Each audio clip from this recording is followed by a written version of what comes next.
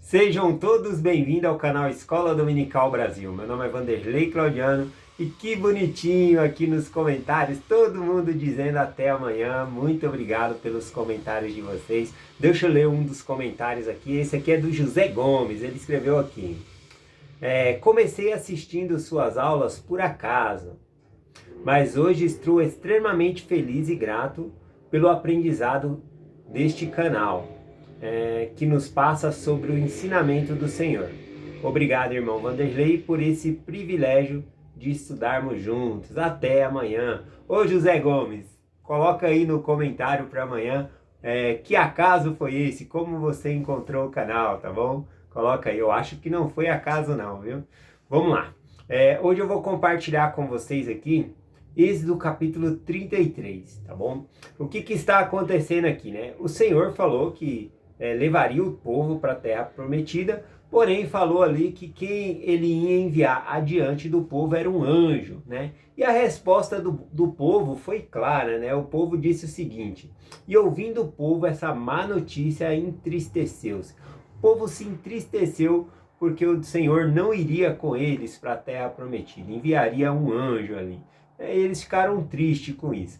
Bom, então Moisés, a gente vai ver aqui Moisés, ele argumentando com o Senhor para que o Senhor vá com eles para a terra prometida, né? Então a gente vai ter esse tipo de diálogo aqui. Mas antes eu vou ler aqui, ó. Êxodo 33:11. Eu achei bem interessante quando diz assim, ó. E falou o Senhor a Moisés face a face, como qualquer fala com o seu amigo. Interessante que Deus falava com Moisés face a face, como um amigo fala com outro. Ele estava na presença de Deus. Então é certeza que Moisés ele não ia querer ir para a terra da promissão sem Deus, porque ele conhecia a presença de Deus. A partir do momento que se nós soubéssemos como era bom estar na presença de Deus, nós ia fazer qualquer coisa para voltar à presença dele. Eu uso sempre esse termo voltar à presença de Deus, mas na verdade, se nós escolhemos estar aqui, né? Então, não faz muito sentido, às vezes, se você falar, eu saí de lá para voltar para lá de novo, como assim, né? Bom, na verdade, nós morávamos com o Pai Celestial, mas nós não éramos exatamente igual a Ele. Então, a proposta é que nós viéssemos aqui na Terra e nos tornasse mais parecido com Ele. Nós admiramos Ele, então nós queríamos nos tornar mais parecido com Ele, e esse processo aqui na Terra nos ajudaria. Então, na verdade, é voltar à presença dele, mas mais parecido com Ele, tá bom? Procurar se tornar como Ele é, tá bom? Então, é esse o sentido da palavra que eu estou usando aqui. Vamos lá aqui, ó. Por que, então, que nas Escrituras fala que nenhuma carne pode ver a Deus e viver? Homem nenhum jamais viu a Deus. Tem várias escrituras falando sobre isso, né? O que acontece? Como assim, então, Moisés falou com Deus face a face, como qualquer um fala com um amigo, né? Eu falo com o meu amigo na minha frente ali, então, está falando de literalmente os dois frente a frente. Bom, o primeiro encontro de Moisés com o Senhor foi na sarça ardente, na qual ele apareceu ali e conversaram também face a face, né? E o que acontece? Por que então Moisés continuou vivo? Porque teve um processo para que ele pudesse suportar a presença de Deus. Nós chamamos esse processo de transfiguração, tá bom? Então Moisés ele foi transfigurado perante Deus para que o corpo dele aguentasse a glória do Senhor, tá bom? A respeito da transfiguração, nós podemos ver aqui, ó. Estado das pessoas cuja aparência e natureza são mudadas temporariamente, isto é, elevadas a um grau espiritual maior, para que possam suportar a presença e a glória de seres celestiais. Então foi isso que aconteceu com Moisés. Houve uma mudança no corpo dele temporariamente, para que ele pudesse falar com Deus. E assim era quando Deus vinha falar com Moisés, tinha que ter essa mudança. Eu peguei alguns exemplos aqui na Escritura, por exemplo, Pedro, Tiago e João, eles foram transfigurados quando Jesus Cristo levou eles no monte da transfiguração ali, tá bom? E quem apareceu para eles lá no monte da transfiguração, né? Foi Moisés e Elias apareceu a eles.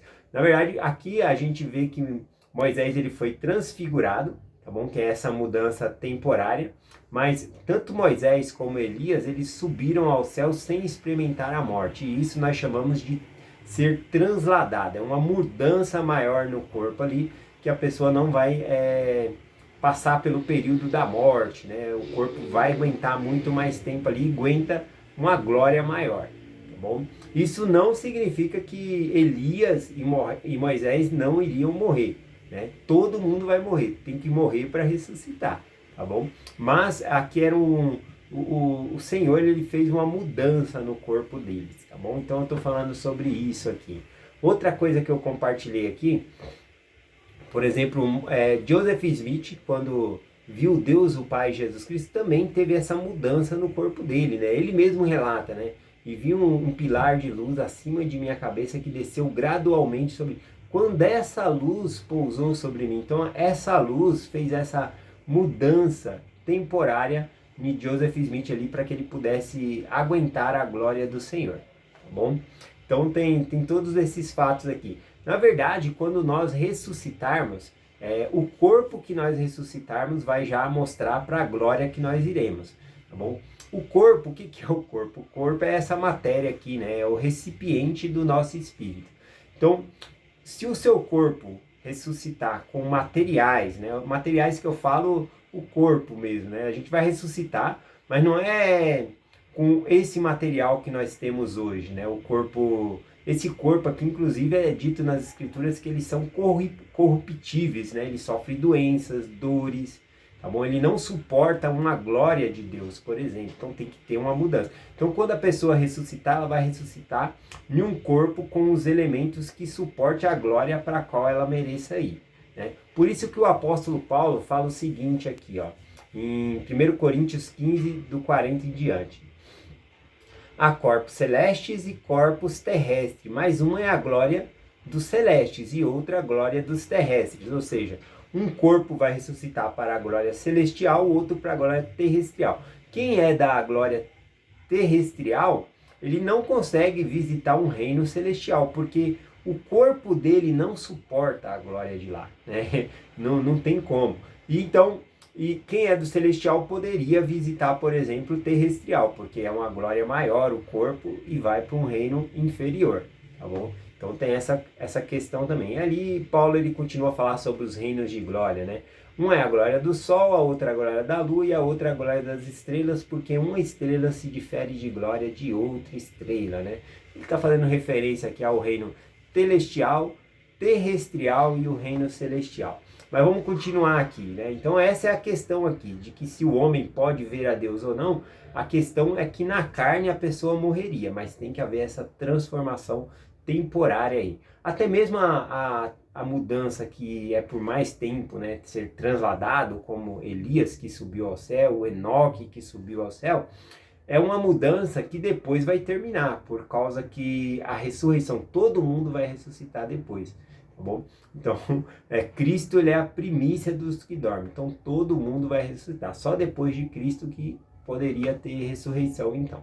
Vamos continuar aqui nesse diálogo, então, de Moisés com o Senhor, né? Nessa questão de ir sozinho. Ele não queria ir sozinho, ele já conhecia o que era a presença do Senhor. Sozinho não, né? O Senhor prometeu um anjo. Mas o Moisés, ele fala nitidamente aqui que ele queria que o Senhor fosse com eles, tá bom? Acompanhasse eles. Eu tô lendo aqui Êxodo 33, versículo 12 em diante. Diz assim, ó. Moisés disse ao Senhor, eis que tu me disseste, faze subir este povo, porém não me fazes saber quem há de enviar comigo. Tu disseste, conheço-te por teu nome, também achaste graça aos meus olhos. Agora, pois, se achei graça aos teus olhos, rogo-te agora que me faça saber o teu caminho, e conhecer-te-ei para que lhe ache graça aos teus olhos, e atenta que esta nação é o teu povo. Em outras palavras, nesses dois versículos que eu li aqui, Moisés ele está falando assim, em outras palavras, eu não quero que um anjo vá conosco, eu quero a sua presença, Senhor, eu quero que o Senhor vá conosco. Qual é o teu caminho? O que eu preciso fazer para que o Senhor esteja comigo, né? Nessa caminhada para ir para a terra prometida ali. Então, basicamente são essas as palavras, né? Moisés fala, você me conhece pelo nome, o Senhor me conhece, eu não quero ir sem você. Isso porque Moisés já tinha experimentado a presença do Senhor ali. Também continuando aqui no versículo, diz assim, ó. Diz, pois, o Senhor está dizendo, né? Irá a minha presença contigo para te fazer descansar? Aí aqui Moisés ele pergunta de novo, né? Dizendo, então disse-lhe, se a tua presença não for conosco, não nos faça subir daqui. Como, pois, se saberá agora que achamos graças aos teus olhos, e ao teu povo? Acaso não é porque andas tu conosco? Assim separaste e seremos o teu povo entre todos os povos que há sobre a face da terra. E então disse o Senhor a Moisés, farei também isso, que disseste, porquanto achei graça aos teus olhos e conheço-te pelo teu nome. Então olha só que interessante, né? O Senhor então fala, eu vou com vocês. Então, só que mais para frente ele vai falar, esse povo aqui ele não está preparado, né? Aquela geração ali, ela vai morrer no deserto. Um dos que vai lá que vai entrar na terra prometida vai ser Josué, Caleb, né? Essa geração iníqua aqui, infelizmente, teria que morrer no deserto. Eles vão ficar 40 anos no deserto ali, tá bom? Mas olha só como Moisés fala, olha, por que Moisés queria a presença do Senhor ali? A manifestação do Senhor com eles mostrava que Deus era com eles. Por exemplo, Deus ele dava todo dia o maná para eles comer, então Deus sustentava aquele povo. Outra coisa que acontecia no deserto ali onde eles estavam, era um sol escaldante, né? Já tem dias no deserto ali que a temperatura chega a 50 graus, ninguém suporta isso, né? Já pensou todo dia 50 graus ali? Então de dia o Senhor fazia uma nuvem, e ali ele era essa nuvem e fazia o povo repousar sobre essa nuvem. Ou seja, não tinha esse calor, o Senhor pensava no conforto também do seu povo ali. E à noite? A noite no deserto é um fenômeno estranho, né? Porque de dia tem esses 50 graus e à noite é menos 10 graus, né? Parece uma geladeira, literalmente, né? Então, à noite ele era uma coluna de fogo. O que o fogo faz? Aquece. Então as noites deles também eram agradáveis. Então Deus estava preocupado ali com a alimentação deles, com o dia do sol escaldante, também estava preocupado com a noite para eles não se congelarem. Então o Senhor cuidou deste povo. Então esse é o sinal de que Deus estava com eles. Você acha que Moisés ia querer, né, que o Senhor se afastasse deles agora? Né? Não dá, né? Então ele pede ali até que o Senhor pega e fala que sim, né, que vai permanecer com eles. Outro sinal da presença de Deus na nossa vida é o que acontece aqui, ó, em Êxodo 34, 29. E aconteceu que, descendo Moisés do monte Sinai, Moisés não sabia que a pele do seu rosto resplandecia depois que falava com ele, né? Depois que ele falou com Deus, ele desceu com as tábuas na mão ali, as tábuas de pedra, os 10 mandamentos, e o povo viu Moisés e ficou assustado, porque a pele dele resplandecia, saiu uma luz do rosto ali de Moisés, né? Depois mais para frente a gente vai ler ali que, às vezes quando ele estava na tenda da congregação, ele colocava até um véu ali para falar com o povo, porque a luz era forte que vinha do rosto dele. Olha o versículo 30 aqui o que diz. Olhando, pois, Arão e todos os filhos de Israel para Moisés, eis que a pele do seu rosto resplandecia, pelo que temeram de se achegar-se a ele. Então, uma das coisas que mostra que nós estamos com o Senhor é a luz, né? A luz em nossos olhos, no nosso semblante, no nosso sorriso. Isso mostra, né? Você pode pegar aí, por exemplo, claro que é um nível menor, né? A gente não tem um rosto de lâmpada, né? Mas Moisés, ele estava literalmente na presença de Deus. Agora, viver na presença de Deus, né? Guardando os mandamentos, também traz essa luz para nós, né? Você pode observar aí o rosto dos jovens missionários, né? Os elders aí, como o rosto deles são diferentes de rapazes da mesma idade, né? Que, por exemplo, vivem no mundão fazendo coisas erradas. Olha, dá para ver a luz um de outro e as pessoas falam, ah, essa pessoa é diferente, né? Então tem tudo isso aqui para se observar, né? Então quando alguém diz, né, para você assim, né, que ela quer ser mais parecida com você, nossa, como eu queria ser como você, né? Eu enxergo uma luz em você. Na verdade, essa pessoa está vendo Deus em você. É os atributos de Cristo em você que ela está vendo. A sua luz é por causa que você guarda os mandamentos, é por causa que você se esforça para se parecer mais como Cristo, tá bom? Ou quando alguém elogia algo de você, né? Nossa, como essa pessoa é esforçada, como essa pessoa é inteligente. Todos esses atributos vêm de Deus, vêm de Cristo. Então a pessoa automaticamente está enxergando em você a luz de Cristo, os atributos de Cristo, tá bom? Então interessante. Em outras palavras, né? Nós temos aqui, por exemplo, vou compartilhar uma escritura aqui, ó, João 1, versículo de 8, né? Que é João falando sobre o João Batista. E João Batista, as pessoas começaram a seguir João Batista, né? Por causa da luz que ele tinha. Só que olha o que o versículo diz aqui, ó.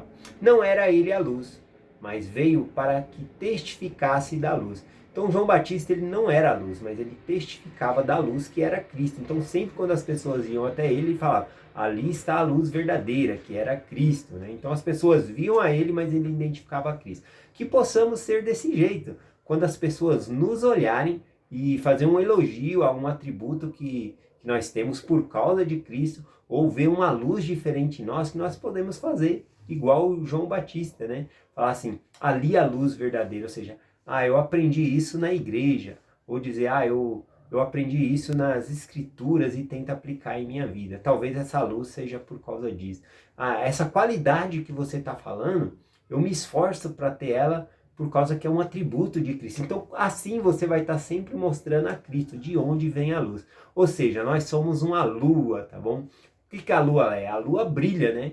A gente vê à noite ali junto com as estrelas, a lua brilha ali. No interior, então, a lua chega clareia, assim, ó, faz sombra, né? Quando não tem a poluição, não tem outras lâmpadas, assim, para nós não perceber. Mas a lua, ela clareia, né? Dá para ver ali o caminho que você está andando ali. E a lua, né, ela não tem luz própria, na verdade. Ela reflete a luz do sol para nós, né? Ela está no sentido oposto ali, ela reflete aquela luz do céu e clareia a terra.